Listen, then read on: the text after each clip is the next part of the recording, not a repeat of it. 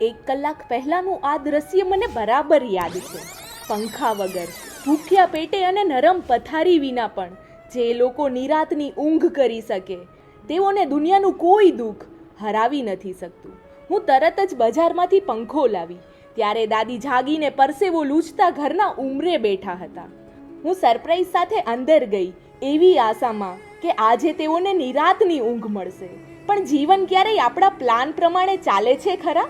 મારી દિલથી આપેલી સરપ્રાઈઝ એ જ પડે ખોટી પડી ગઈ, જ્યારે દાદીએ કહ્યું, બેટા અહીં તો લાઇટનું કનેક્શન જ નથી. મેં નક્કી કર્યું હતું એવું કશું જ ના થયું. હું થોડી નિરાશ થઈ ગઈ.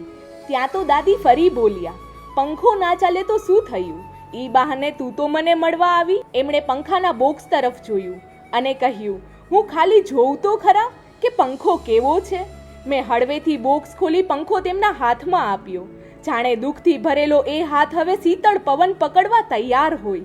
એવામાં પાડોશી આવ્યા અને એ કહેવત સાચી પડી ગઈ કે દુનિયાનો પહેલો સગો એ પાડોશી. તેમણે કનેક્શન આપ્યું જે ખરેખર લાઇફલાઇન જેવું હતું. એ વાયર જ નહીં, એ તો દિલને જોડતી દોરી હતી. મારું સરપ્રાઈઝ હવે જીવતું થયું. પંખો ચાલુ થયો અને એ પવન સીધો દાદીના દિલ સુધી પહોંચ્યો. જાણે વર્ષોથી તપેલા શ્વાસને આજે ઠંડક મળી હોય તેમ તેમણે ઠંડક શેકી.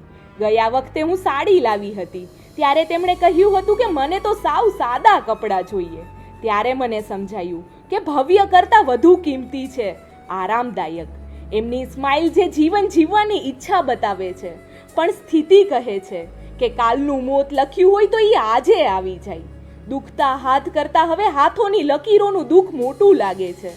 મેં તેમના હાથમાં એક ઠંડી લહેરખી મૂકી. લહેરખી માત્ર પંખાની હવા કે પૈસા જ ન હતા, એ તો વહાલની ઠંડક હતી. જતા જતા દાદીએ આશીર્વાદ આપતા કહ્યું, એવો પવન તારા જીવનમાં હંમેશા વહેતો રહે, જેમાં થાક ઓગળી જાય અને પ્રેમ જળવાઈ રહે.